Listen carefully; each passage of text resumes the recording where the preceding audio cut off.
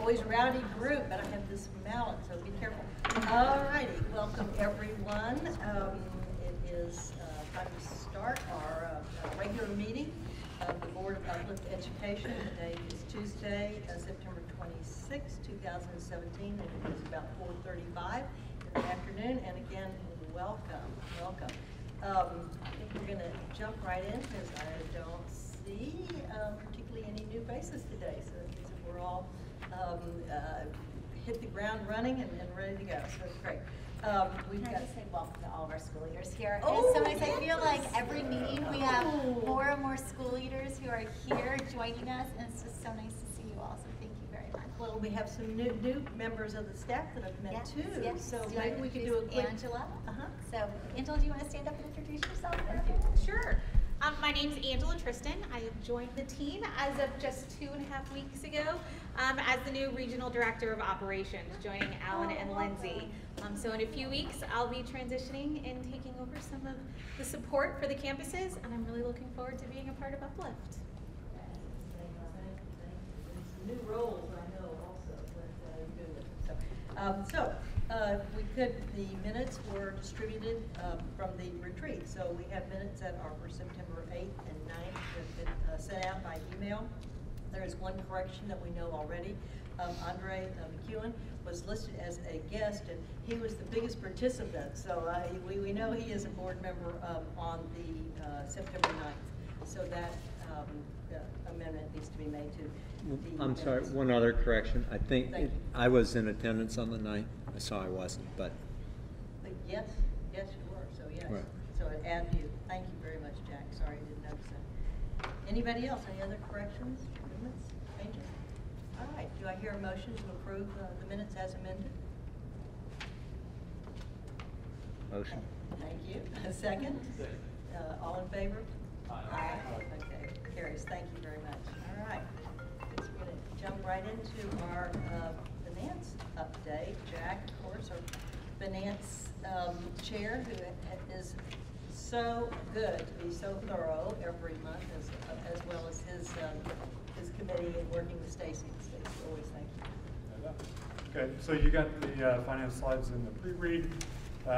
We'll start on the dashboard where, so we had 1 month, or 1 month, I guess, where we had, oh yeah, sure.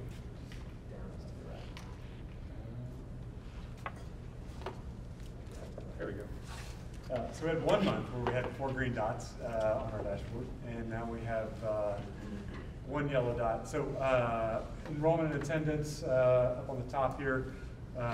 We are putting yellow in on enrollment because we are below the budget, and although we're still going to add scholars at schools where we can, and where the wait list is there, and where it makes sense to do that, we will. But we know at this point of the year, enrollment won't increase too much. In fact, it'll taper off over the course of the year. So at this point, we're calling enrollment yellow.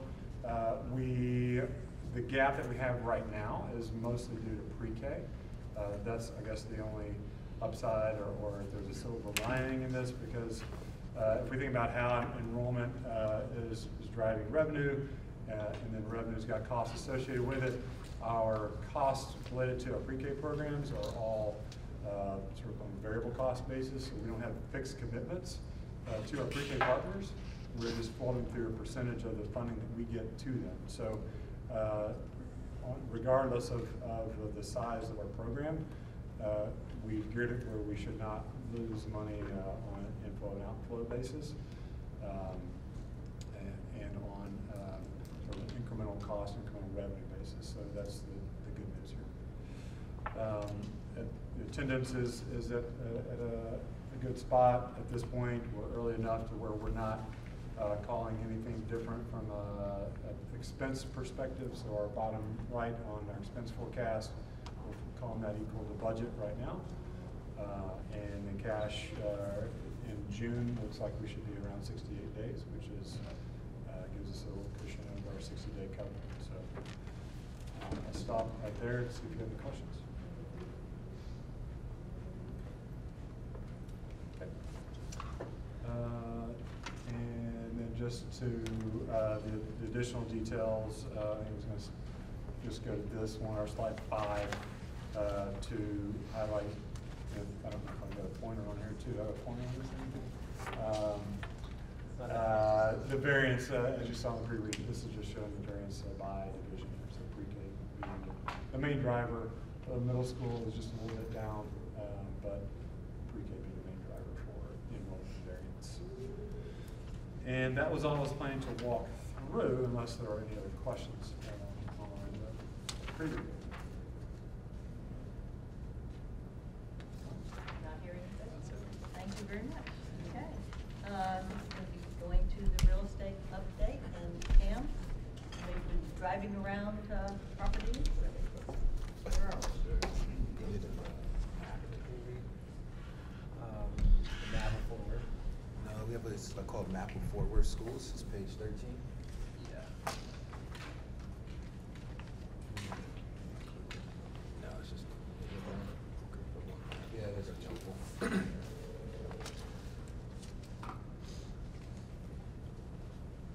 So we recently went under LOI and executed a purchase and sale agreement for a 33-acre site in West Fort Worth on Chapin Road near Chapel Creek Road and I-30. It's just north of I-30. You can see it sort of on the map in relation to the other Uplift schools. It's a 33-acre site. We have it under contract for $1.75 a square foot. $2.75 million total purchase price. Right now we're in the 120-day due diligence period. Currently at this stage there are more sort of unknowns and knowns, and so we are diligencing the site. This site would plan to be a full school, so 3 campuses, and it's a bit of an interesting site in that it's kind of a mixed use area, but if you go essentially south of 30 and east of 820, you get into kind of the heart of the Fort Worth ISD. That zip code, I think we plan to preference, as long as maybe a couple of others, but has schools that would be, I guess, an Uplift's target demographic and target market in terms of their performance. The school is slated to, if all goes well and all goes well in diligence, open in August of 2019. And with that, I guess I would open it for questions, but you can see it sort of laid out to the other properties we have. And again, Hannah Ranch is the one that we recently closed on. Closed on that site August 31st, and it's slated for January 2019 opening. And so Stacy has the pro forma to walk you all through from a finance team perspective on how does it work with respect to our new schools. So just as a reminder to some of our board members who are new, the facilities committee assesses the viability of the land in terms of, is this an appropriate neighborhood and site for an Uplift school, and the competitive analysis, all of those types of factors, demographics, and then if we are able to come to an agreed to purchase price through the initial LOI, then we hand it over to the finance committee to run it through our pro forma model for our new schools and to see, does this fall into our typical financial model for a new school to come through. And so, Stacey, I don't know if it makes sense for you to walk through that. Yeah, and normally at this stage, our finance committee, Richard, Josh, and Jack would have seen these financials. We just finished them up today. So they haven't seen them. This is very preliminary. We will get this through the finance committee and have finance committee approval of the financials before we close on the site. We're in a purchase sale agreement, but we have the ability to walk away from that purchase sale agreement for any reason, which could include financial reasons if the numbers were not acceptable to the committee. So these are sort of key terms. It's a $2.57 million purchase price. We put $10,000 earnest money down, and as Cam mentioned, we're in the 120-day due diligence period right now. It would be pre-K to 12, and that's the construction budget for this factors in those grades and that sales price. Stacey, this is 3 schools. When we say 3 schools, we mean primary, middle, and high so school. you pick one. Eventually, yes. We would open it the same way we have historically opened Uplift schools in primary with pre-K through 2nd grade and middle school with 6th and 7th grade, and then wait for those children to reach high school before the high school opens. But the site could accommodate all of those 3 schools at eventual build out, which typically takes 5 or 6 years. Okay. And introduction is probably a Deborah quick. Introduction to the community. Where do we start that process in making sure preparation, getting ready that we're coming? I kind of recall when we were Mighty and Meridian, but I'm just trying to remember. Yeah, so we typically start that when we're closer to knowing we're actually going to close on the property, because we don't want to do is Right. go in and have too many deep Right. conversations and Right. walk away. And just, if you all remember from the board retreat, we talked about strategically in Fort Worth, because of the environmental Right. testing, we are actually going to put down LOIs and PSAs on a couple of different properties, and then as we watch them play out, walk away. So that's why also for my staff in the room, I just ask you all to recognize, right, like, we have not closed on Chapin Road. Chapin Road, like, and in facilities today, we had another 2 properties in Fort Worth that we were thinking about, and we might find that one of those works out better, and then we would walk away from Chapin Road and put that into the mix. So once we really know this is kind of the one we're picking, is when then we work with Deborah's team to make sure we're engaging in the broader community.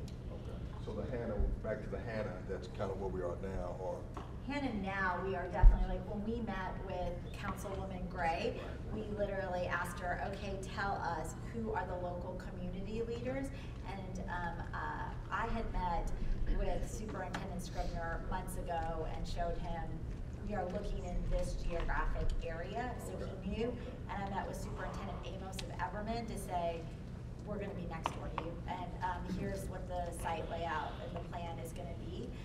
And so again, you know, right now we're in like the heart of the Hannah Ranch work, because we're a year out from the school, but it starts even earlier than that with key stakeholders like the mayor's office and the relevant superintendents when we know we're pretty close. Okay. So what kind of reception do you get, or have you gotten from, you know, the Fort Worth ISD in terms of, you know, having competitive product, you know, Yeah. close by? Deborah represents us in a collaborative meeting of leaders across, charter leaders across Fort Worth. So with Superintendent Scribner, I honestly think it's been a real positive, like it was with Grand Prairie. When we're opening new standalone Uplift schools, we're also talking about a partnership school. And so we're positively contributing to the district at the same time we're opening up our own schools. And so that has been helpful. Dr. Scribner knows his lowest performing schools are in the South, so he welcomes opportunities to try to improve those schools, and he has his own, you know, agenda as well to try to make those schools better. And then I had a really interesting response from the Everman superintendent. I know everyone was real anxious about me meeting with him because his district is only 5,000 students, and he literally, like in my first meeting, asked me if we would ever consider partnering with a smaller district like Everman, and that he was interested in what we were doing with Fort Worth and Grand Prairie. And he understands, right, like this school sits technically inside Fort Worth and Fort Worth ISD, but borders to Everman, and said, we're a small district and I know my families well. I don't think you're gonna get a lot of my families. I think you're gonna get a lot of Fort Worth families, and we'll just, you know, we'll see how that plays out. I think the ultimate measure, what we're hearing, is our graduation come May 2018. How did we do? So I think everybody's anticipation with the support of the team is going to be the measure of measuring our performance against Fort Worth ISD ultimately, and where parents are going to be our biggest ambassadors of those scholars coming out of Mighty next year. So you know, we're just trying to push in our meetings to make sure that return on investment that we're making is with the graduation of our scholars come May of next year. So that's going to be the piece that everybody's, you know, saying, okay, they're here. How's the graduation rate ultimately? So that's where we are. Does that answer your question? Any further discussion? Yeah, I mean, these next two slides are probably best as kind of previews. There's a whole lot on here. A lot of these are the key assumptions that, again, if you had time to sort of sit and peruse versus trying to read on the screen real quickly here in the meeting. We sort of walk through the section counts. We've identified kind of enrollment capacity. With our Fort Worth, new campus in Fort Worth, we have added additional staffing in the early years of the project that's sort of outside of the standard. That was an explicit part of our capital campaign in Fort Worth. Some of the key assumptions are really driving financials are we've assumed for this purpose, so it's a big school and going to be a big campus. 6 sections of primary, 6 sections of secondary, and for year 1, we've assumed that we can't quite fill every classroom in primary to the normal size. So we've assumed a 20 scholars per section in all grades in that first year, and that we would then be able to fill that up then and going forward. We've assumed the 4.25% interest rate on the debt associated with the project. That's about a 1/4 point plus higher than where we've been on the last 2 financing transactions. Kind of the bottom line, if you will, literally the bottom line on the page, is where do we end up achieving a debt service coverage ratio that's at or better than the network? And we hit that year 5, and the philanthropy required to do that is $8.1 million.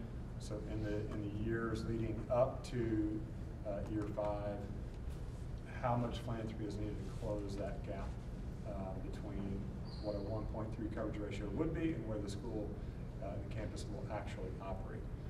Our capital campaign in Fort Worth, we identified $8.4 million per school, and so this 8.1 fits within that 8.4 million would have been for 3 schools. So this 8.1 is within that 3-school capital campaign. I know. Deborah's like 8.1 per school? That's not that bad. So that, I mean, those are real quick numbers. You'll have a chance to see these again once these have been through the finance committee, and we'll get them back out sort of as an approved by a finance committee. I just want to give you at least a sense of where the numbers are right now, given that we're talking about the land type. Any questions? So in order for us to go proceed with the due diligence and the environmentals, we do need to expend money, and because of that, we need to have an initial vote from the board to approve the PSA.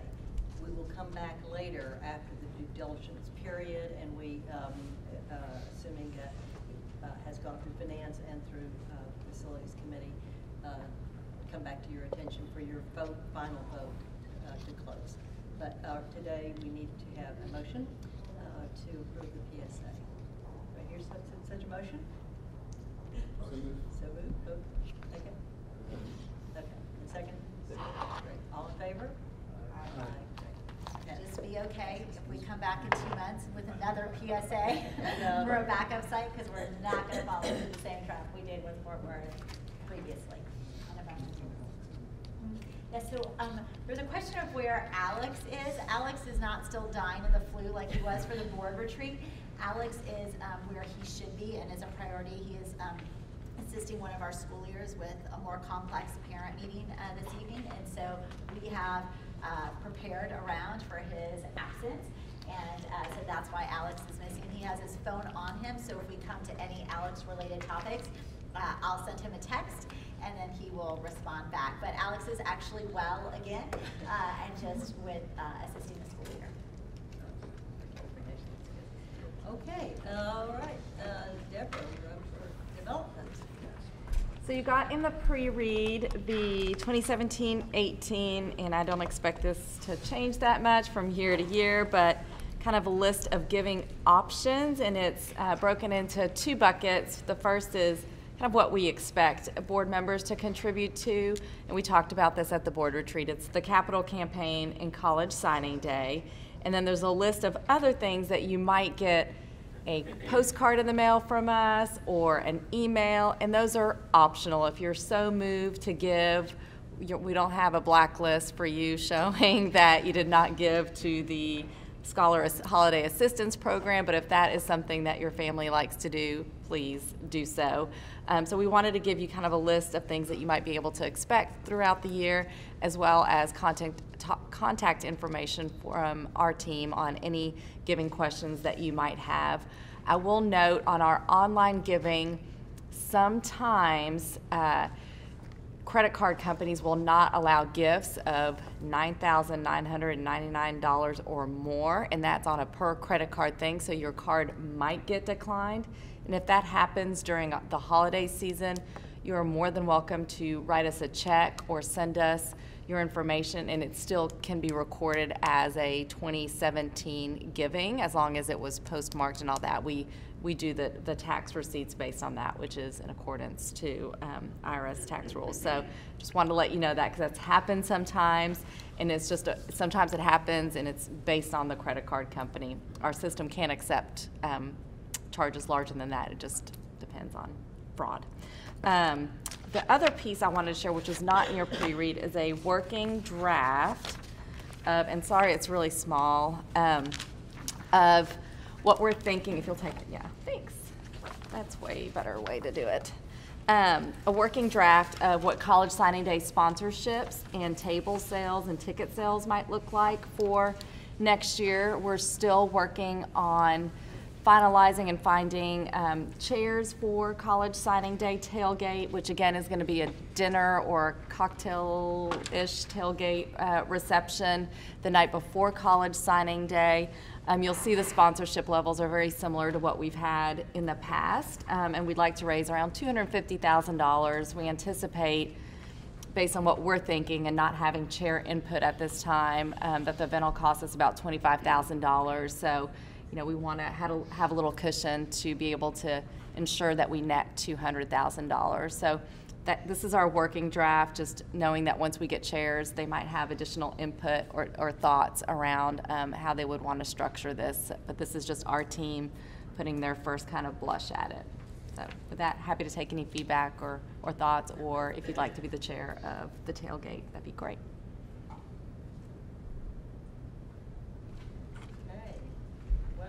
Excellent job.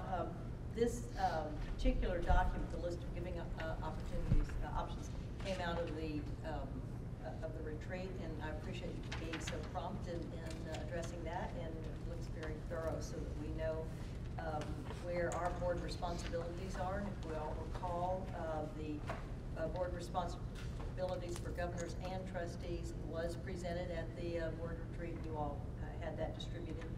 And part of that does say that a meaningful contribution is what is suggested. So personally meaningful contribution. So that would go towards the capital campaign gift every year. And then of course College Signing Day, which is just so fabulous. We just need to make sure we always support that and our scholars that benefit from that. So I know that changing things from what we've done for the last couple of years is a challenge, and you know, you are going about this in such a thorough manner. I really, really appreciate it, and I know we all will, and it will benefit Uplift and our scholars, so thank you very much.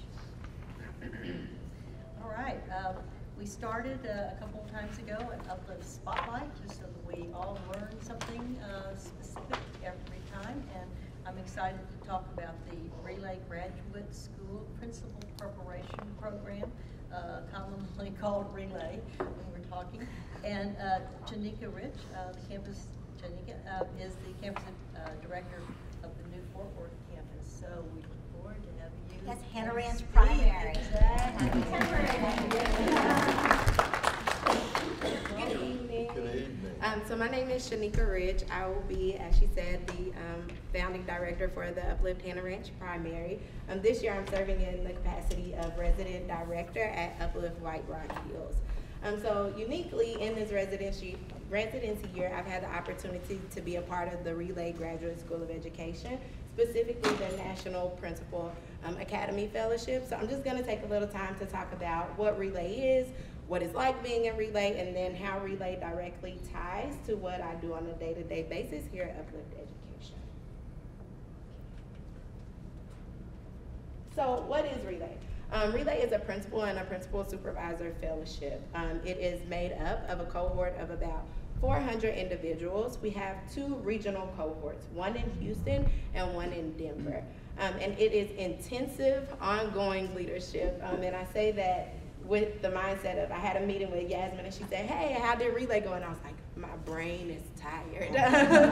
So at this time, I've only participated in a 2-week summer intensive, which we had in Houston, and then we have 4 quarterly meetings. So we have 2 cohorts, and so 2 of those meetings will be specifically with our regional cohorts, and then we will have 2 meetings in where our entire 2017-2018 cohort meet together to discuss some of the ongoing leadership development that we are receiving.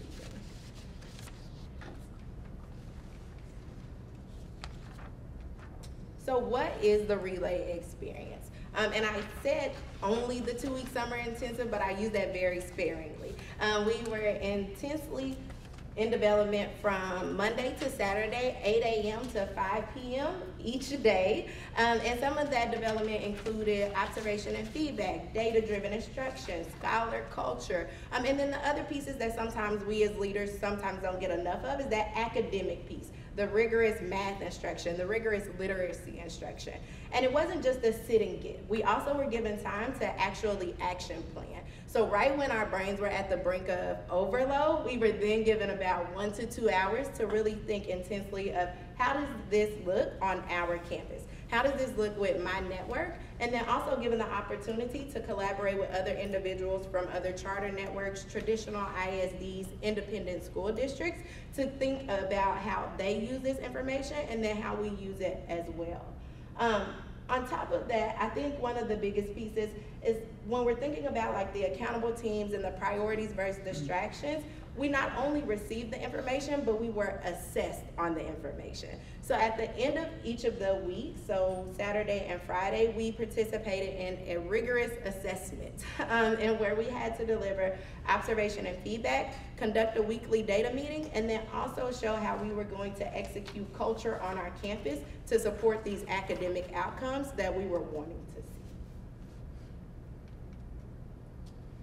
So how does it all work together? I think one of the things that we really concentrate about or think about when we think of using a third-party developer is, oh, what are we going to have to erase, right? Like, what is it that Relay is going to tell her that we don't want her to remember? And I think the best thing about Relay is I haven't found that to be an issue. A lot of the things that they have taught me directly align with the Uplift initiatives and the priorities that we have in our network. The main thing that I can say is like, I am more prepared as a leader. One of the sessions that we attended was called the Together Leader, and it's led by Maya Heckman, I believe her name is. And it's some things that seem common sense and seem basic strategies that on a day-to-day basis, I don't think about. So for instance, oh, let me take the time to put my professional calendar with my kid's school calendar. So that way I'm not looking at Outlook and the refrigerator to figure out what my day looks like. And so it's some of these basic things that they had us to think about, and we were given that time to figure out like, what does work-life balance really look like? And in having to decipher what work-life balance looks like, I then had to think about who are the people on my team? How do I delegate tasks so that I'm able to function in a conscious manner of non-overload, and also give ownership to those that are on my right and left hand, and leave me to do only those actions that a director can do. They have a bunch of structures that I've been able to bring back to our network and align directly. So for instance, observation and feedback is no secret that Uplift is all about development. And so in the observation and feedback structure, I've been able to execute this in my current role as resident director at White Rock Hills and pair it with our iShine observation and our weekly feedback and align that so that way I'm also being able to develop my dean to execute this as well. as well as data-driven instruction is something that we are very hard on in making sure that our teachers are able to analyze data. Not only have I been able to execute this at White Rock Hills, but also to train others at other campuses within the network so that they're able to execute it and implement it on their campuses as well.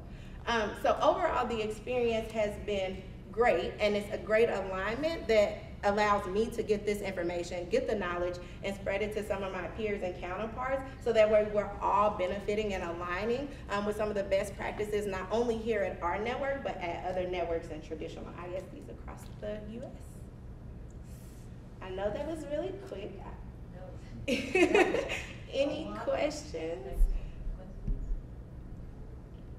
Is this an ongoing program, or is it just a one-time shot? So as far as the specific meetings that we have, it is a one-time 1-year program. However, the coaches that I have already reached out and said, when it's over, please feel free to continue to reach out to us for ongoing development. How many people are in your program? So there's about 400 participants in the program. In the Houston region, there was only about 150, but in the Denver cohort, there's about 250. So we had a more intimate group. Right now, I sneaked ahead, cheated. So we have 34 relay. Is that what I'm reading? Oh, Is that's that- a teacher. That's teacher. Oh, that's different. Okay. So that's not. Is that relay or? Yes, Relay has multiple programs. Oh, and, okay. This is leader development. Yes, and so we Okay. have one other Uplift colleague from the middle school side who is also going through the program with Oh, me as okay. well, in Okay. preparation for our 2 middle schools in Okay. 2018 and 2019. Okay. Thank you. Well, this is a fabulous pipeline for us, and if you're an example, we are so thrilled, and thank you so much for being with us. This is excellent. Okay, next is the board retreat survey feedback, and this was an idea of Ryan's to have a survey, and he's spot on. It was our first time to do this, and I think that it will guide how we structure other retreats going forward, and we appreciate the feedback that we got. I think we've got a slide up here.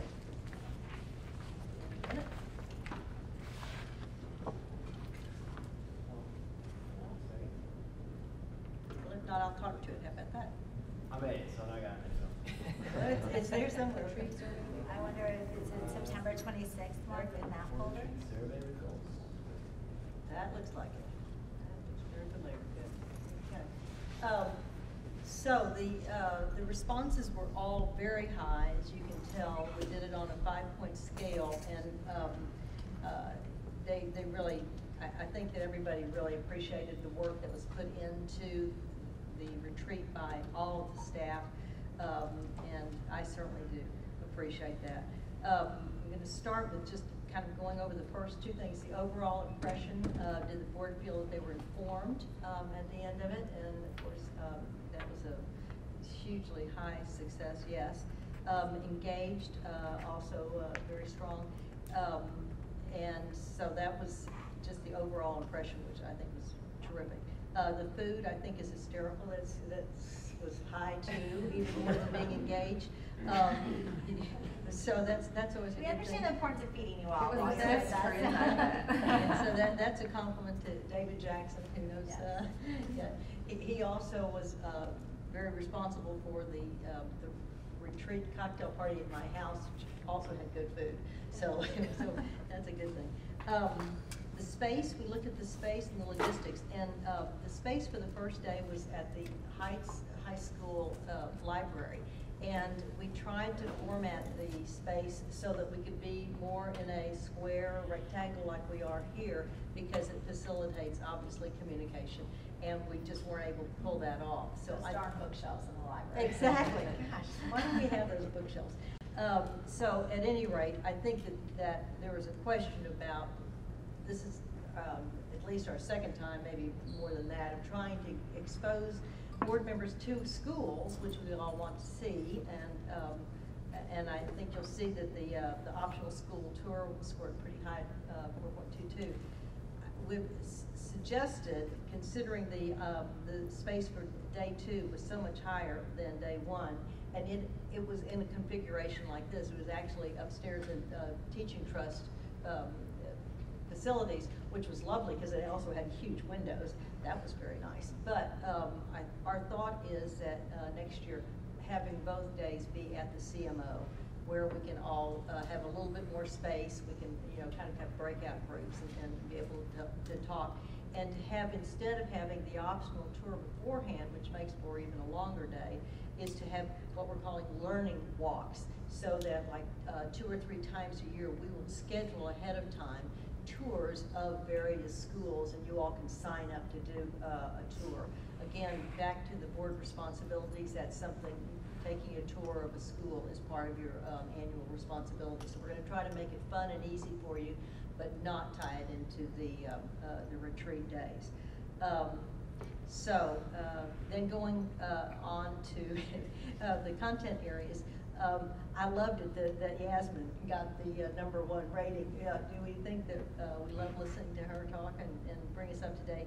That was really helpful, I think, because a lot of work was done on the strategic plan by this board, and it's something that I feel very strongly about, that we need to make sure that we're pursuing in a very formulaic way, and that was very well reported on.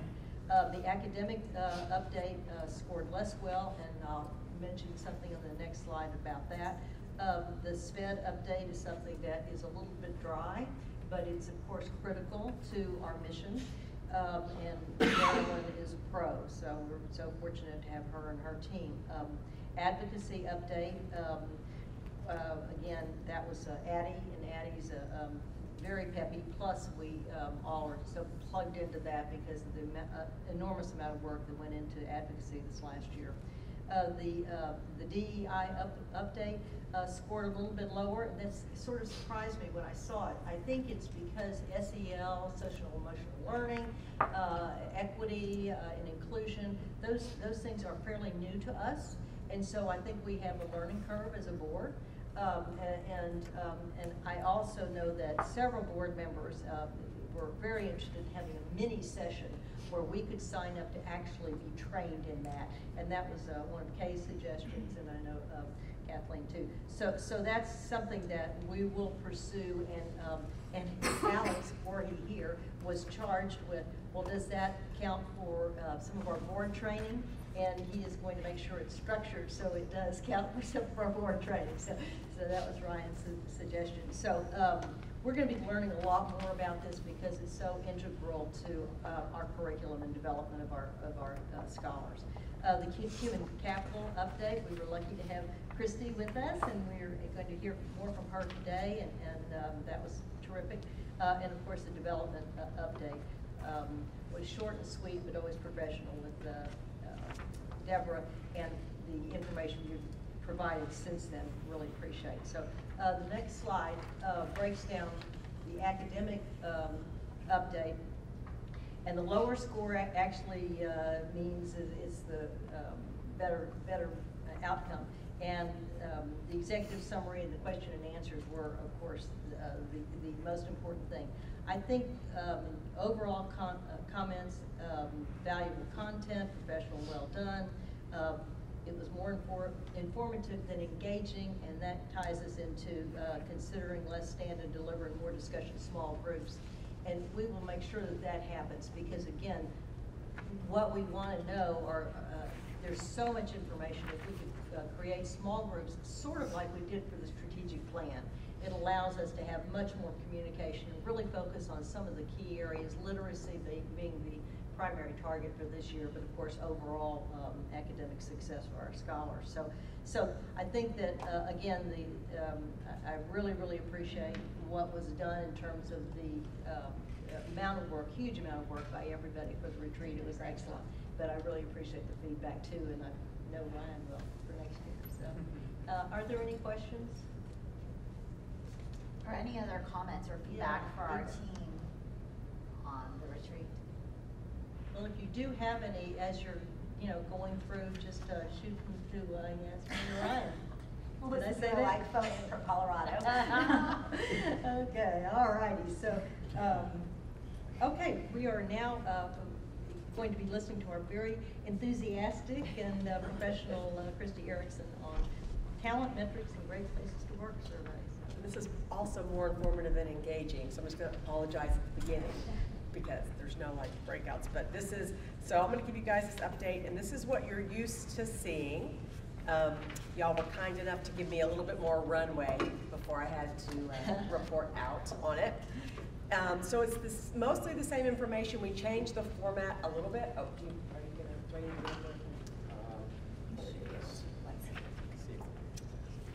do this? Or you can just motion to just Okay. Do I need to go through them? Yeah. Sure. Sure. Sure. Notes. Okay. Can I sit in the middle? Sure. Okay. Thank you. Let's see if this actually works from here. Well, maybe I'm pushing the wrong button. This arrow? Or is it the arrow? Down's Wrong right. direction. Yeah, I didn't think about that. Okay, all right. So you guys have this in your thing. So this is, again, the same information you're used to seeing. We changed the format. Oh, and I want to call out Talia Hudspeth, who is in the people team and prepared all this for me. And I asked her to please be here because I knew there would probably be like a stump the band question that I won't be able to answer. And so I'm going to rely on her if I am unable to answer something. So kind of from the high level, we have almost 2,000 employees, which is about 13% increase from last September. The split of the staff is about 76-24 for instructional and non-instructional, and we'll show a little graph on the next page. The number of people with 0 to 2 years experience continues to be high for us. Even though we see it's on a downward trend, it's still probably more than we would prefer at 71%. Our retention is essentially flat, and we've got 5 schools that had under 60% retention. That's in the detail slide that we'll get to later. And then on the first day of school, 81% of our positions were filled. Okay. So this is the breakdown of non-instructional to instructional. So you see that about half of our staff are teachers, right? So about 999, and that's about 66% of the instructional staff. And you can see all the different roles that we counted on the instructional side.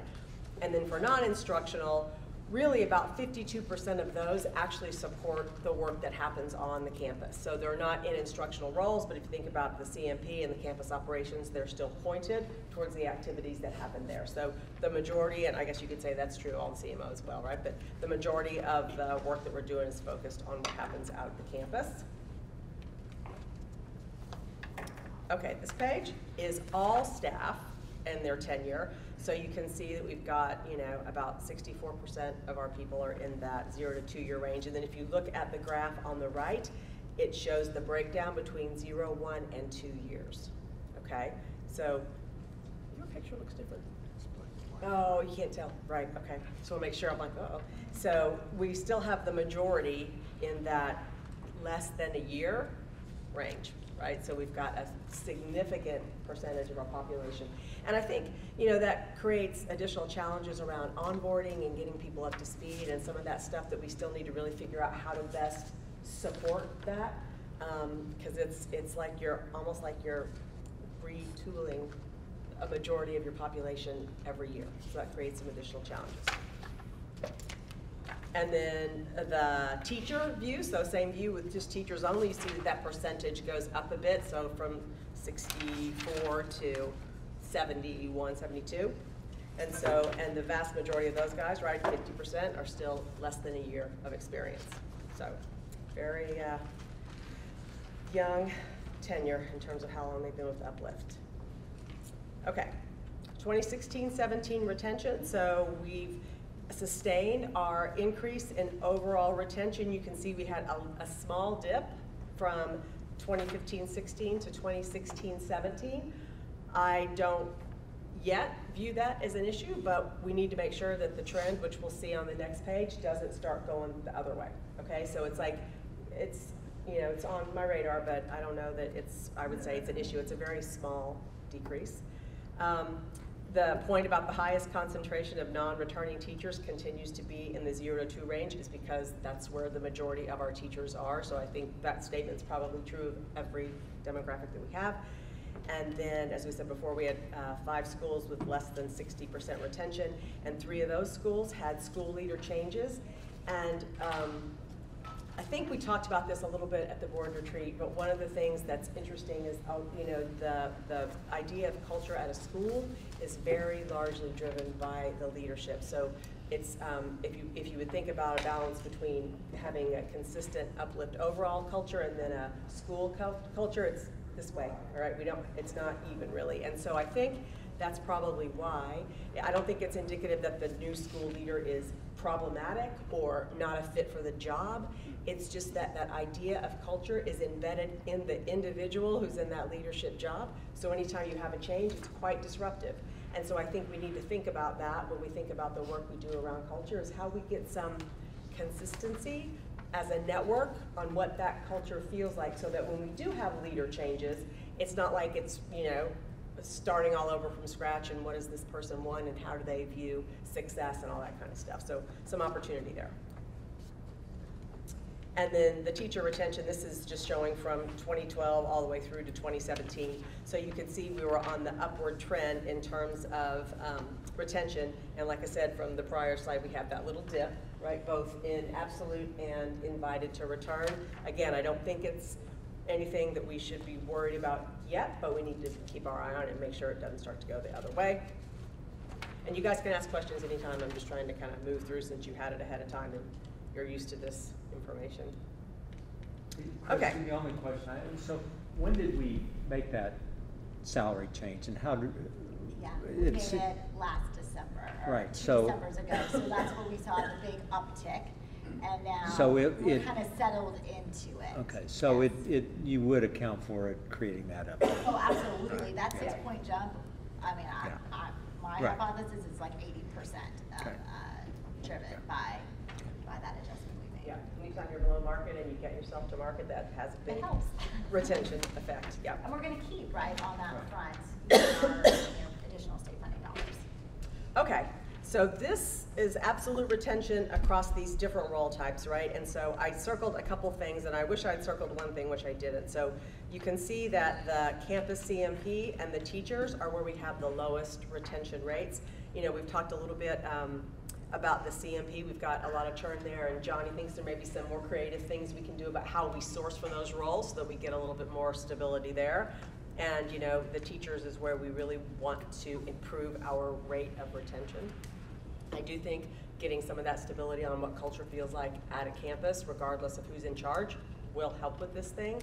And I think a little bit about making sure we stick with the gains that we've made on the comp. And I think you guys probably know this, that what's changed on the graph is we have voluntary and involuntary attrition. So just to make sure everybody knows what that means. So involuntary is basically asked to leave, and voluntary is you choose to leave.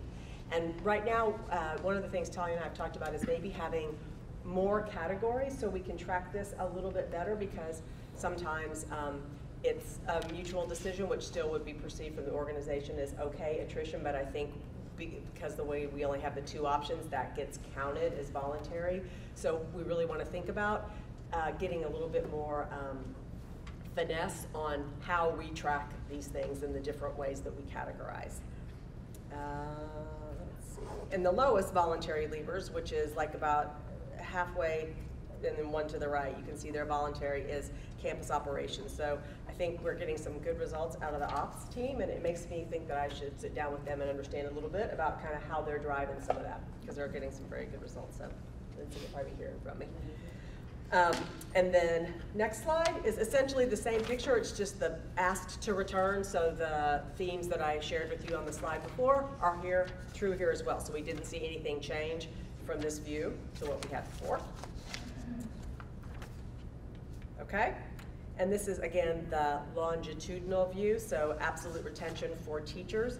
So we've made some significant gains here, right? So the total voluntary has continued to go down, and the amount of leavers that happen mid-year, which is what's quite disruptive for us, has been cut in half, and we've kept it at that level. So this is a good trend. We want to make sure that we don't, again, start to lose ground on that one. Okay, this is where we've got the retention by campus. I tried to put this into the appendix, but I think this is what you guys want to see. So you guys have all of it. I'm gonna get to the slide. I will say one thing. I didn't put this on the slide. If I thought about it, I would have, but I manually wrote down my the Great Place to Work results alongside where we had and there's no pattern that I can see, which is surprising to me, and I want to understand that better. I don't know if it's a timing issue of when the survey is done and how we're tracking the retention, but it was interesting to me that some of the, like one of the lowest engagement scores has one of the highest levels of retention. So it's just a pattern that I'm not accustomed to seeing, so I want to understand a little bit more, if I can, about maybe what drives that. So we provided this level of detail not to go through like whole group, but because there's so many campus advisory council chairs in the room, and we knew like you all want to know your data. That's why we showed this breakdown. Right. So that's why it's all here for your reading enjoyment. And then what we've got here, so this shows the 2 schools in green at the top were on the list last year and now are off, right? So they've improved. The 3 in orange were on last year and still are on. And then we've got the 2 at the bottom that are purple who are new to the list for this year.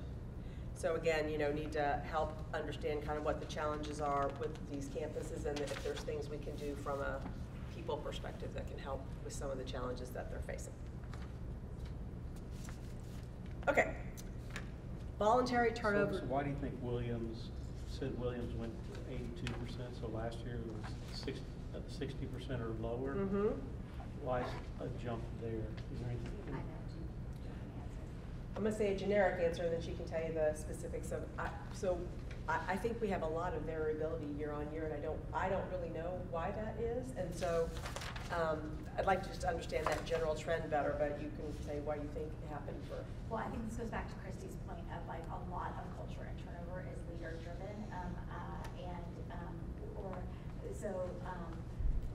what happened to Williams 2 years ago, and some of you may recall this, is we had the high school director for personal family reasons who literally he had a child who was ill, who left like the first 3 weeks of school, like unheard of, right?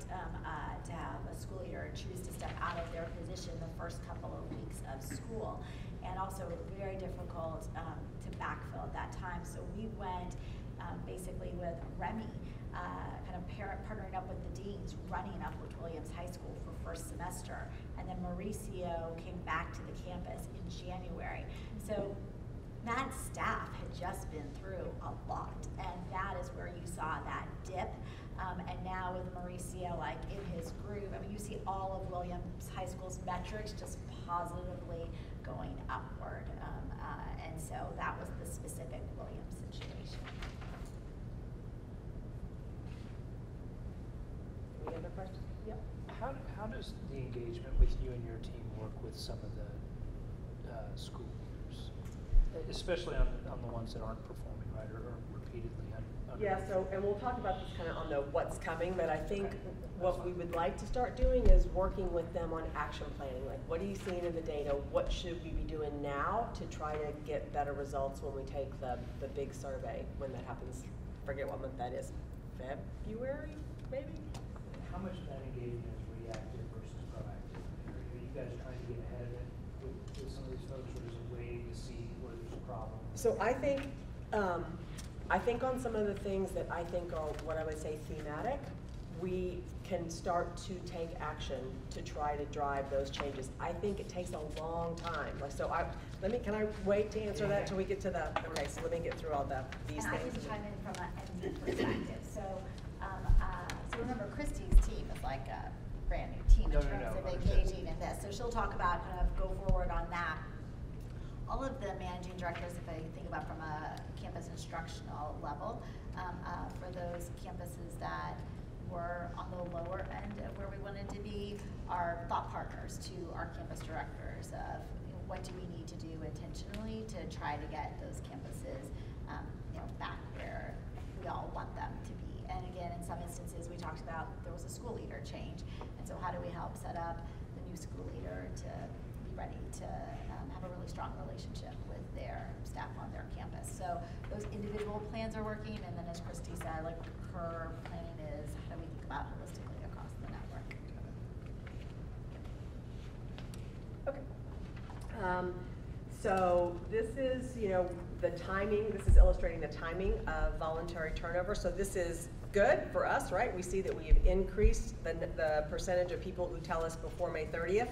I think realistically, this might be about as good as we're gonna get because we don't give return letters until April, right? So it's not like we can really drive this a lot earlier in the year. So we can still maybe get some of those July guys to tell us sooner, which would be good.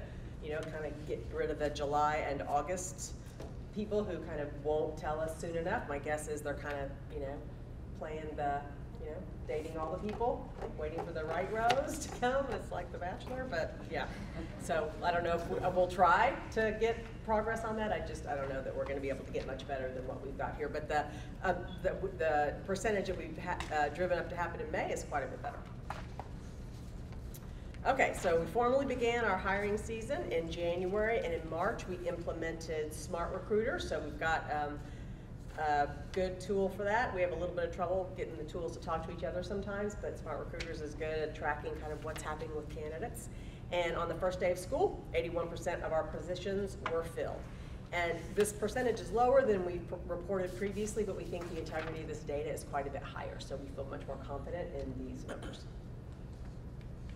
So here's a little graph, right, that kind of shows how the dashboard looks in Smart Recruiter. So it says, shows you what's filled and what's open. And this is a little bit different number than what we showed there because this includes all the substitutes, which we didn't include in that 81%. And then this just kind of gives you an idea of, how the pipeline goes from number of applicants down to the people that we hire. And that 11,520 is not unique people because a person can apply for multiple open positions and often does. So that's the number of applicants really, some of whom are the same person applying 4 different times.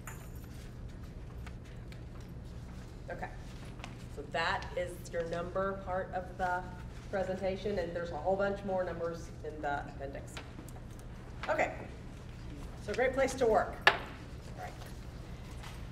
So over the last 3 years, we're seeing a trend down across all the 5 groupings of questions that we have in our survey.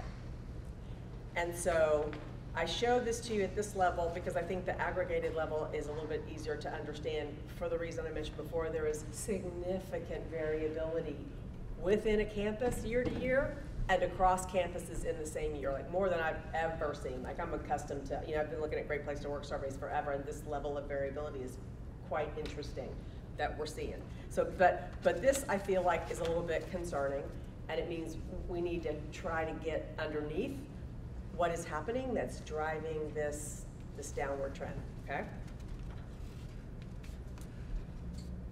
And then here's just the Great Place to Work, so that one overall question of taking everything into account, I would say this is a great place to work, and it shows us by tenure. So this trend made me smile a little bit because we used to call this 2 to 5 year thing the trough of despair. Right, so the 0 to 2 is kind of like the honeymoon period. You're all excited, and then that 2 to 5, like how it goes, and you're just like a little disenchanted with stuff, but you're still there. And then you get past that, and you're back in that, I'm never leaving. I love this place. So it's always that 2 to 5 year is always like a tough time frame to re-engage people. And I think one of the things I told you guys at the retreat is I do think we want to build a culture where people are re-recruiting themselves to be here all the time, which means that they know that they want to be here and they aren't just here because nobody's called and offered me a job to do something else. Like you want people to actively decide to stay. The next one is by position. So I think, the concerning thing here is teachers and CMO are the lowest. So, we need to figure out what those guys are experiencing that is driving their engagement to that level. I think a little bit with CMO, it's about, that's part of the reason I decided to do that first page to instructional and non-instructional, is just as a reminder that we have non-instructional people who are in the company and do a lot of good work to make things happen, and I think sometimes maybe feel a little bit unrecognized or disenfranchised, or I'm not on a campus, so I don't count as much. So I think there's some things we can do to really help make a really good tie between the work that the CMO does day to day and the results that we're looking to get, and how what the work that they do is critical and important in that, even if they're not the person in a classroom standing up delivering to students day in, day out. I think that's always true of anybody who's like in an internal or a support type of role. You have to really help make that connection clear. All right, okay. So our great place to work themes. So we have a really strong foundation across all the populations, right? So our data it's a lot because there's like 61 questions in the survey. So I had to sort it a bunch of different ways before I got to what I thought were the themes, right? So looking at it this way, looking at it that way, sorting it from highest to lowest, figuring out which questions were consistently in the top 10 across all the, so this is how I got to the thematic stuff, and also having read through 400 pages of comments. 2 sets of 400 pages of comments. I read them, all of them. So my work is not just a job. I'm proud to tell people I work here. I feel like I make a difference. So huge, alignment to the mission and belief that that is important and that what I do is tied to that. And we score quite well on people are treated fairly regardless of gender, race, or sexual orientation. So that's good news. The things that are problematic is that we've got issues of trust. And so, I think there's work we can start to do for sure on some of this stuff, but I will tell you guys that culture takes time to change, and low trust is a particularly difficult cultural challenge to unwind. So I think we should be prepared that this will take some time for us to first really understand what's driving that sentiment, like how are we operating that's making people feel that way, and then second, how much runway we need to turn it around. And I think, you guys know, just because you're human beings, if you're ever in a situation with someone and you lose trust with them, it takes some time, right? They can start to change their behavior, but the amount of change behavior that has to happen before your feelings change is a lot. And so will be the same, I suspect. So what do we need to do? What's the... Well, we have to figure that out, right? So I think I have some ideas, and I want to do a little bit of, so this kind of, if you think about get under the covers of the Great Place to Work data, do some focus groups, start to more proactively work with the leadership when we get the results back from each quarterly survey. What is this telling us? What is this signaling? What do we need to start doing now? How do you have the kind of conversations where people feel like they're engaged in the things that impact them? So I think getting out and talking to people about this stuff is like step one, and that's why I keep trying to set the expectation that this is a journey. This is not like, get in there and zip, you're done, and you change all these things, right? You're talking about the trust between the CMO and the directors at the school? Is that what you're I'm talking about, I think there is, again, early days, right?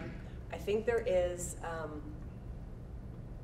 a feeling that it's better just to kind of get along and go with the prevailing whatever than to maybe raise your hand and say, I'm worried about that, or I disagree with that, and so, when I think about the innovation part of my job, right, in a culture where you want to drive innovation, you have to have super open communication so people are free to say, I don't think this is working, I don't understand why we're doing this, kind of open those doors of communication, and I think maybe we have a little bit of blockage in those doors, and I think it's kind of everywhere. So I don't think it's CMO to directors, I don't think it's directors to MDs, I don't think it's MDs to I think it's a systemic issue, I believe. And, one of the things I'm understanding or hearing anecdotally is there's a lot of hires at the CMO levels, but there's no transparency articulated to directors at the various schools as to why these hires are occurring, and just an explanation. Are you seeing anything to that effect? Is that? So I haven't, and like I said, I haven't gone and done focus groups, right? So from everything I read, it didn't come out that said I don't necessarily know what the roles in the CMO do, but I do think we could do a better job of that. I think we have a lot of lots of little silos, and so I think sometimes it's hard to know which part of the team do I go to for what and how. But I don't think that's at the heart of the issue. So I think that's probably true also. And like just in the HR space, we don't have like HR business partners, which are usually who are the interface between the people out in the field. We don't have enough capacity right now to do that. I know that finance created finance friends to try to count, and our guys try to do the same thing. So probably there's a little bit of what you're talking about, but I think the underlying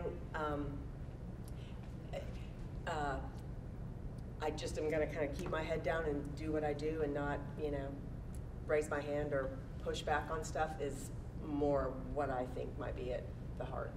And do you think Campus Advisory Council chairs and members can play a bigger role in establishing trust? I don't know. I don't know.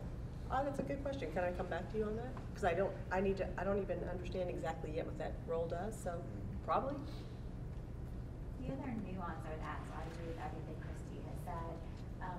Sometimes why you see variability, and especially that question around psychologically safe, has to do with what discipline we were seeing on that campus in that given year.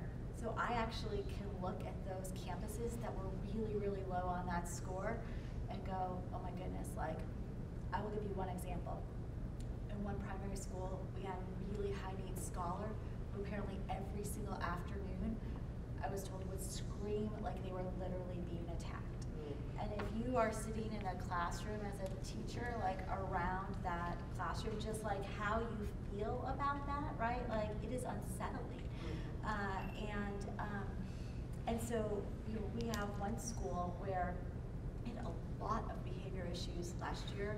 We put some interventions in place, and this year it's actually very noticeably different. And I was actually commenting about how many smiles I saw on the campus in such a short period of time. And so sometimes the needs of our children that we serve can really impact the culture for the adults. Now, I extrapolate that back up to Christy's point of, okay, so then shame on us as like network leadership if we can identify some consistent best practices that are working for other schools when we see that situation, or we can train our school leaders in advance.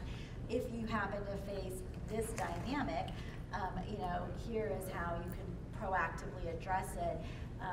That's on us to figure that out, and that's part of that consistent culture.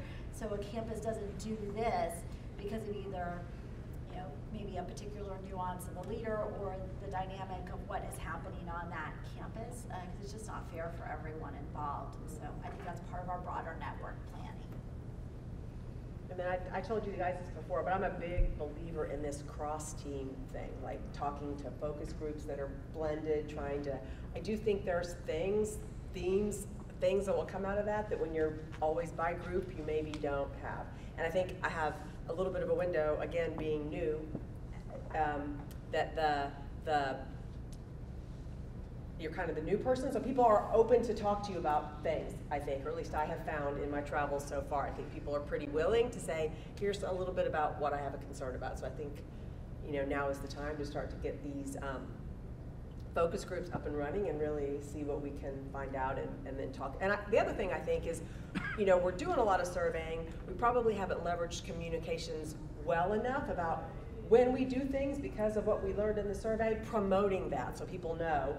We read this, we understood it, and we did this because of that. So I think we think people are making the connection, and they might not be. So a little bit also is to do better publicizing.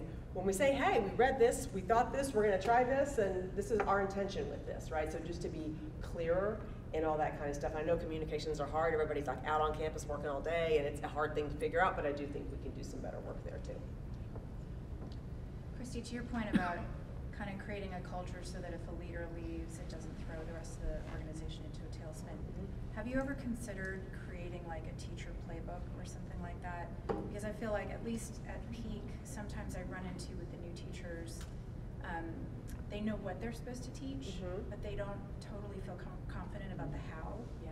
And so saying like, you know, by the first day, you should have these 20 things up and running in your classroom. And, you know, by the first week, like I don't know, I don't have an educational background, so I don't know what those are, but literally giving them some guidelines so they feel like they have, I don't know, a playbook or something to read off. Yeah, and so I think the answer to that is we could, for sure. I think where we have to figure out is that balance between what's called autonomy and network standards, or whatever you might want to call it, and working with the leaders, because I feel like in the conversations I've had so far, they would welcome some of that stuff. So I think figuring out where the pain points are and then creating the consistency at a network level to address those things, so the recipients of it are like, thank you, this is good. And then they can say, oh, you know, we've used this for a year and now we think these 3 things should change. And so I do think there's an opportunity to do some of that, but again, around the messaging and the positioning, and to make sure that it is understood the why, and not just, you know,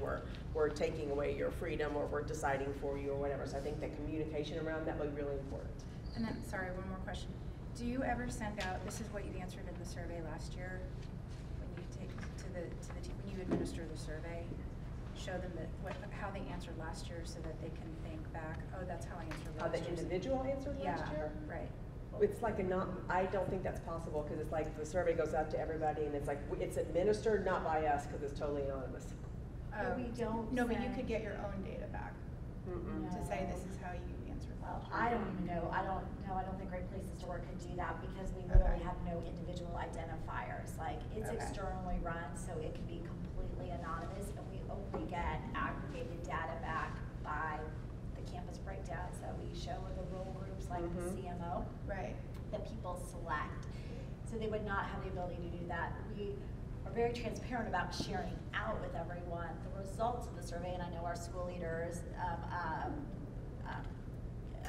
in their professional development sessions shared and have discussions about the data. We do a similar thing at the CMO, but we've never thought about sharing out the historical data before everyone takes the survey again. Instead, what I try to do is remind them, like, the importance of taking the survey. You said this last year, we made these changes, so please participate again. The reason why I'm asking that is because I think so many of these teachers, especially the 0 to 2 tenure, this is like their first job. And they may not remember how they answered last year. They may not understand the implications of what they're saying. And so I think that might explain a lot of the volatility. And with that volatility, it kind of makes the data really tough to be actionable. So I'm just wondering if there's ways to make the data more reliable so that we can act on it. Well, I think it's reliable. I think the fact that we don't have, that we kind of are allowing culture to happen in a bunch of different places is probably what's driving a lot of the variability, right? So I think it's accurate. and when you have so many people who are in the 0 to 2, it's like, there's probably a lot of new people each year and a lot of people who fell off each year, so there's probably all that kind of stuff. Well, I'm sure it's accurate from a reporting standpoint, but I'm thinking like, oh, well, you know, maybe I'm just as happy as I was last year, but last year I answered a 5 because I was in a really good mood when I answered the survey, and this year I've had a really bad day, so I'll answer a 4. I mean, it's above average, right? So I feel good that I'm answering. I'm just wondering if there's a way to kind of. I feel like that would create a sense of it's not anonymous. I don't know, I think it would, I'm not sure it would work in our favor, even if it were possible, which we'd have to ask the Great Place to Work people. And then if we switch to this 12-question Gallup survey, which I would like to do, because it's 12 questions, it's a lot easier. Right. And it doesn't have questions around, like, you know, I get a fair share of the profits, which is like a silly question for us to have in our survey, but we do. So we're thinking about maybe switching to the. Because we can't. No, exactly, right, because because you get it administered, so we might even change to a different survey this year. The other charter school growth fund people use it, yeah. I have one more question for you, and I'm not sure that the survey can answer this or not, but are there questions where a teacher can say what would make my job easier, or there's something specific that would make my work day better? Are those in the? Definitely, I'm trying to remember what the questions are that have comments attached to. It wasn't all of them, right? It's only some of them. So it's like we got those 400-page of comments that they. We specifically ask, well, we don't, I mean, it's part of the Great Places to Work survey, but in the comments, there is a specific write-in saying, like, what would be one One thing, suggested right? Yeah. improvement that you would do to make this, the way they phrased it is like, to make this even better place to work. And then I'm assuming our campus leaders go through that and for their specific campuses and identify specific items at a campus level, and then broadly across the network, that 400 pages of comments, we're trying to sift through and see themes. I do remember though, now that you say this, the one thing that was, I think, consistent around that was more help with like time management. So I think teachers have planning periods, but I think sometimes they get used for other things, sometimes maybe. And so I think we might have an opportunity to think about how we hold those sacred and make sure that they get the planning periods that are there. And I'm sure there's other ideas also that are out in the field that I just haven't had an opportunity to go ask anybody yet to know what they might be. Okay. Yep. Last question. So variability and trend aside, which I know is kind of a big caveat, how do we compare to their broader group? I noticed we don't show like the average. I think it might. It's so the companies that are at the top are like at 80% plus. So 80. We're well below. And I don't think they have. Well, maybe you know this. Yeah. Do they have like just a comparison against education space? No, so what Great Places to Work has told us is that scores in the 70s they consider good. Like that is their definition, and then 80 above is great. Like that's a very, generic, but kind of how they positioned it to us. And part of switching over to a Gallup would allow us to confidentially share with our charter peers our survey results. And so Charter School Growth Fund, we actually submitted our Great Places to Work data, and then they figured out where it aligned with Gallup. And for, I don't know, a group of like 6 to 10 CMOs around the country, they're doing an alignment piece of work and then sharing that back. Because we all kind of wonder, right, like all of us have the question of, is 68% like normal for teachers? And we should just expect that, or obviously want to have higher expectations, but like what is really the industry baseline for teachers in education reform? And it's hard to know that because Great Places to Work doesn't have enough of that group to be a pure comparison.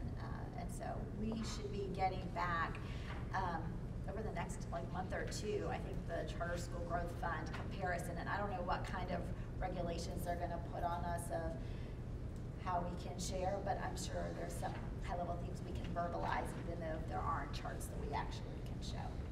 As you can imagine, everyone's incredibly sensitive about their culture data. So the only other things I had on here, just to let y'all know, I think we should think about changing the retention calculation, because the way we do it now, we take a checkpoint on September 1st and then another one on the next September, so no leader gets any line of sight to how things are happening throughout the year. So you don't know till like the next September. And so there's all kinds of stuff that happens in the year that we're not catching. And so we don't have an opportunity to say, well, this is looking a little, So I think maybe we have an opportunity to do that, which would be good, I think, and helpful. We need to build an HR scorecard, because I think there's more than just like some of the stuff we have in here that might be interesting or useful to share with you guys. So figure out what that should be. And then I think the rest of this we've talked about. So. I have a quick question. What, in terms of teacher compensation structure that would help with retention, what are best practices for other schools? Well, I think so. Aside from just is there anything aside from just a salary that could help with retention, especially for maybe the 2 to 5 year? I would say there definitely is, but when you're below market, that becomes like the primary thing, right? So if you can get to market, then some of the other things that you do have better impact on your retention. But if you're below market, that's just you're kind of on that uphill battle. And I think the other thing is a lot of people that join are new to teaching and sometimes maybe don't know yet if teaching is what they want to do, right? And so I don't know if there's a way for us to better either figure that out through the way that we do the recruitment process, or to help them figure it out by the questions we ask them. So I think that's a little bit of a challenge, which is one of the good things about the pipeline programs, because they've got a longer commitment period. So if we can get this pipeline stuff working the way we'd like to, one of the upsides of that is that they should arguably stay longer because they've got a longer commitment period from that work. Kind of along the same lines, where do we stand on, like, if we can't get there on, you know, salary, on benefits? Because if a lot Well, of we have the benefits we have, right? So that's from, we can't like change brokers, we can't.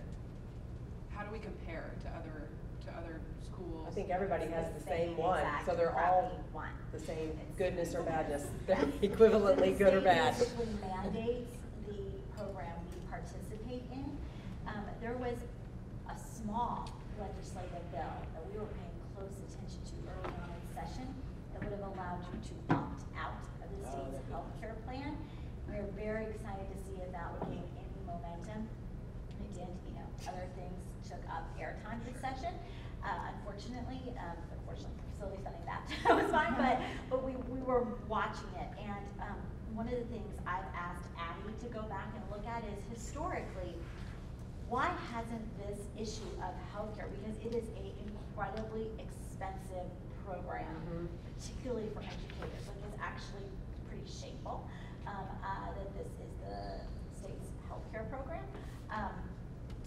And so, like, why has no one taken this up as an issue? And the thought is, this could actually be a great issue that could unify ISDs and charters to both proactively go after, because if we could literally get the freedom that was in this bill to separate from the system, then we could go out into like the open market and like have a more affordable, competitive offering. For 2,000 employees, like, we have real buying power.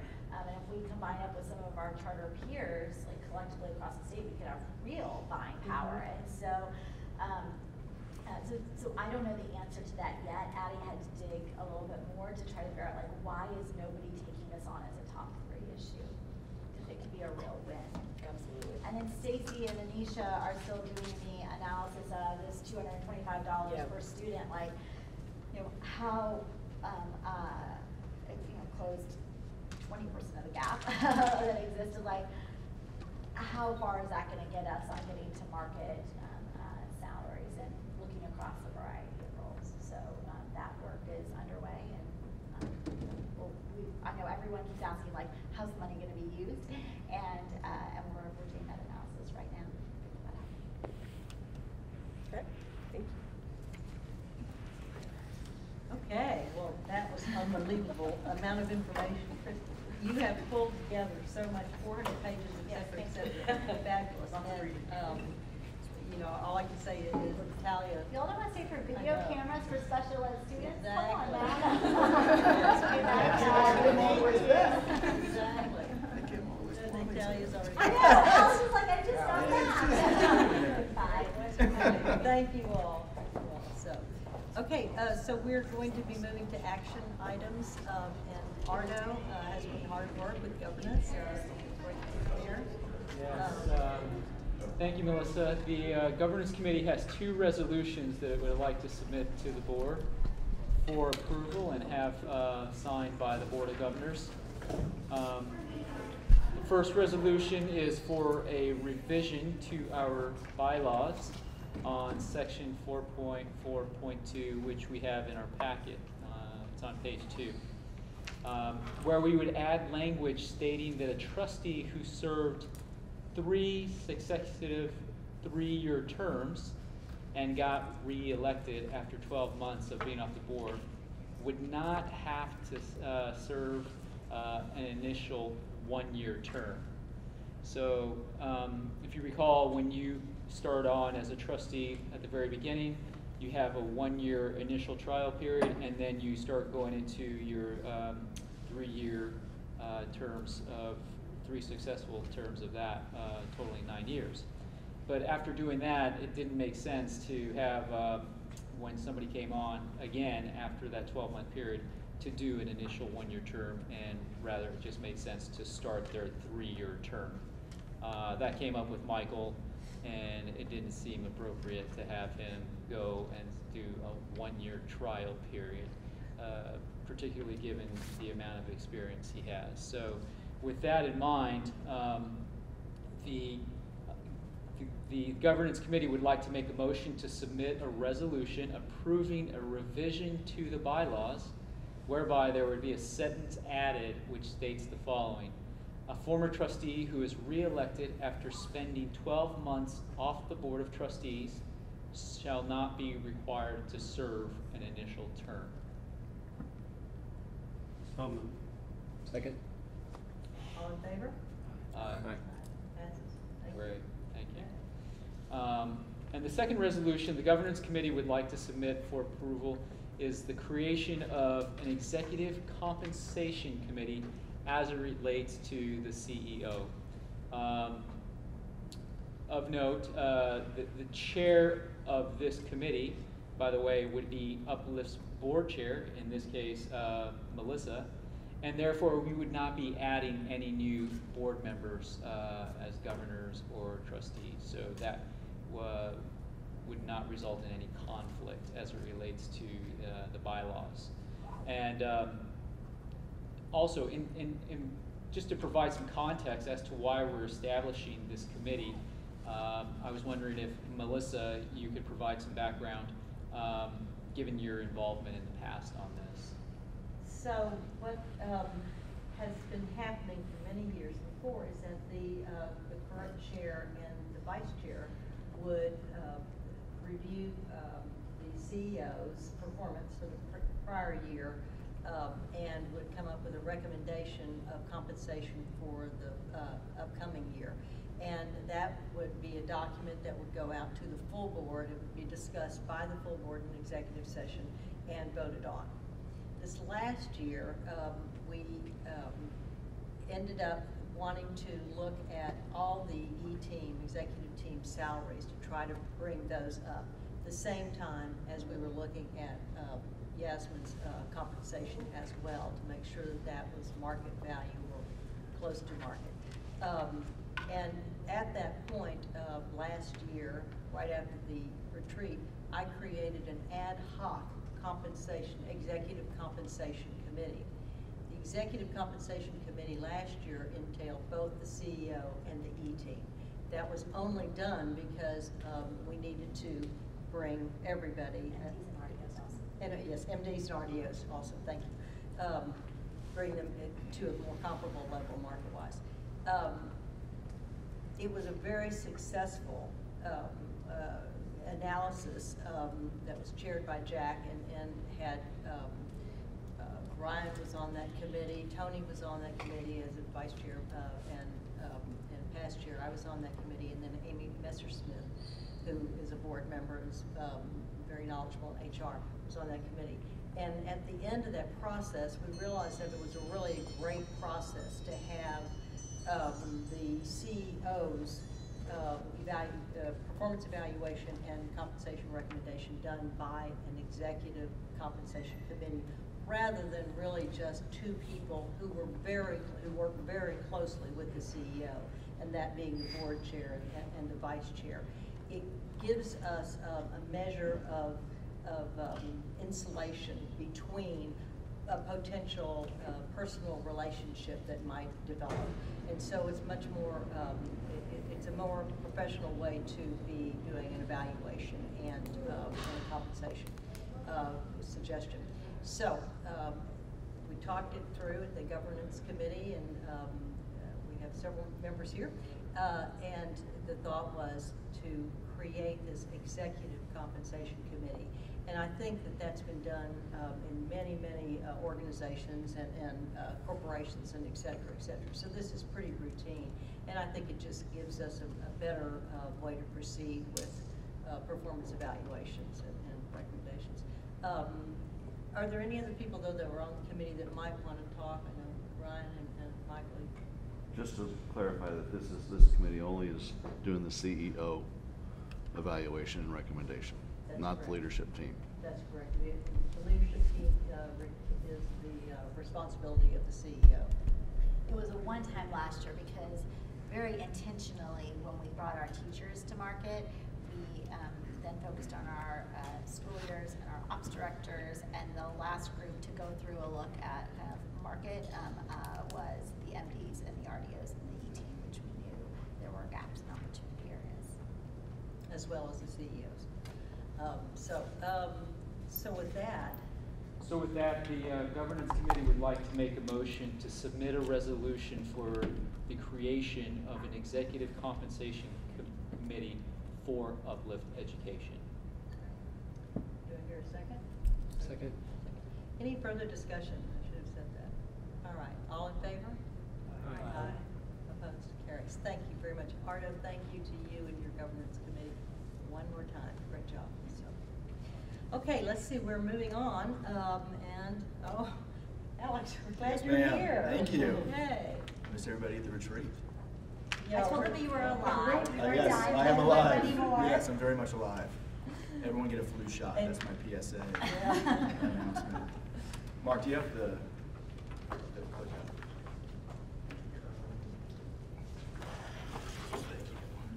out?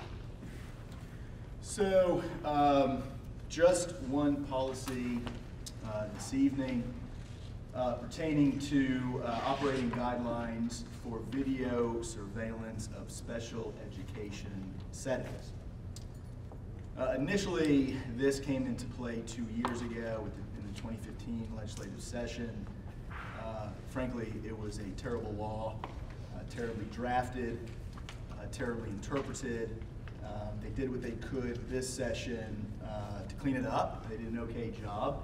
It implements Senate Bill 1398 from this legislative session, which in of itself implements Texas Education Code 29022. What it requires is that we place, operate, and maintain, which means we have to put in and install and pay for video cameras which have the ability to audio record in certain special education settings, but only upon request. And we'll take a look at what that request looks like, and you can make that request here in just a minute. The purpose of the law, nobody's going to debate, is to promote the safety of our scholars who have disabilities, specifically to protect them from and try to curb the number of incidents of abuse and neglect of those students who are out there. The structure of the policy, this policy is a little bit different. It's a little bit different because we brought in external counsel, our external special education counsel at the Walsh Gallegos firm, who I was formerly with, to draft the policy. It's in the pre-read. It's 8 pages long. That speaks to, I think, the complexity and the nuances of the law in the area of special education. In the policy itself, the text that is black is language that is required by the Education Code and the Commissioner's rules. The text that is in blue is language that was recommended, suggested by our external counsel, and which we want to adopt. Push the down button. The down Down, button. Right. It's counterintuitive, right? It is counterintuitive. Thanks. So who may request the placement of video in a special education classroom? We have a couple of folks. So parents, guardians, persons standing in parental relation. They must have a scholar who receives or who will receive the following year special education services or related services, and that's a typo there, and the campus must meet certain state special education coding requirements, right? So the scholar must be in special education, and the classroom itself must meet certain coding requirements. Staff members, certain staff members I've listed out there, can request the placement of a camera in the classroom, so long as the classroom is one in which he or she is assigned to.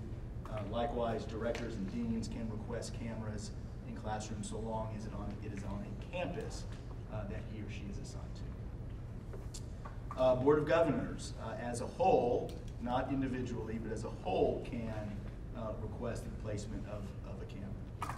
Just for some historical context, in the original law from 2015, the way it was drafted arguably would have allowed any staff member anywhere in a district or a charter to request the placement of a camera. So, for example, you ostensibly could have had a custodian requesting the placement of a camera be put into a classroom, and the way it was being interpreted, the way the Attorney General interpreted it was, if the classroom qualified, then a classroom had to have been placed in every special education classroom in the entire district. So if you think of a district like Dallas ISD and how much money that would have cost, you can see why they had to go back and fix it in this legislative session. So what's the process for requesting a video? Pretty straightforward. Requester simply submits a new form, a request for installation form. The Department of Special Programs will be, of course, operating all this. Once we receive that form, a determination is made whether or not that classroom is subject to having a camera in it. So again, we'll look at that special ed coding to see if that classroom meets those requirements. If it's determined that a camera is going to be put into a classroom, notice has to be provided to all parents and all staff assigned to that classroom. That's two things, notice via letter and a sign has to be put outside the door of the classroom notifying that there is video and audio recording in that classroom. The video has to cover all areas of the classroom, including any possible potential attached room, which may include what we call a timeout room. For those rooms that may have, and I don't know if we actually have any of these, but for classrooms, these special education classrooms that have a bathroom attached. The only rooms are kindergarten classrooms that have a bathroom attached. Okay, so for those classrooms, obviously there will not be any video recording going on, but the law does require audio to be recorded in those bathrooms. Video has to be call them time-out rooms, just so folks know, because that sounds so disciplinary. We call them cool-down rooms. And so, for example, I was on a primary school campus, and a scholar self-selected that he needed a little bit of time, and so he got to go to a room where there was some sensory stuff in there, and he got to go there for 10 minutes and let go whatever feelings he was having, and then he got to go back to class and be productive. So. We should have those in all workplaces. That would help our great places change stores. Idea number one. Right. Video itself must be maintained for at least 3 months. If there's a request to view out there, of course, we will maintain it longer. Requests must be renewed annually. If a request for renewal is not received, then we'll take the camera down. Notice letter will go out to everybody in that classroom, parents in that classroom beforehand, so the parents in that classroom will have the opportunity to request it for the next year if they so choose. So let's say there's a person who believes that there is some misconduct going on in that classroom. What does that look like? So the process for reporting these alleged incidents, so an alleged incident. So what they would do is they would submit an incident report form to the campus director alleging one of the following occurred. And these are the only really two things that the law is specifically trying to capture. Abuse or neglect is defined by the Texas Family Code of a scholar by an employee, or physical abuse or sexual abuse, again, as defined by the Texas Family Code of a scholar by another scholar. I'm not really sure about the drafting of the law here. It's kind of wonky.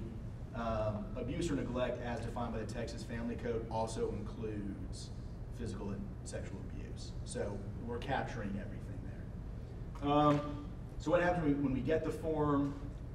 Eligible persons as defined by the policy, I believe it's on page 6 of the policy, will view the video and determine if one of the above, if any of the abuse or neglect as alleged, occurred. Of course, if the eligible persons who are viewing the video determine that abuse or neglect did occur, appropriate action will be taken. Parents obviously will be notified, law enforcement will be notified, CPS will be notified, and of course, if it involves an employee, certainly employment action will be taken. If it is determined that abuse or neglect did not occur and the parent is not happy with that determination, they can grieve that through our grievance process. Separate and apart from, and the law makes very clear, it's separate and apart from the processes that are provided on the special education law side for special ed complaints and whatnot that would otherwise go through the state of Texas.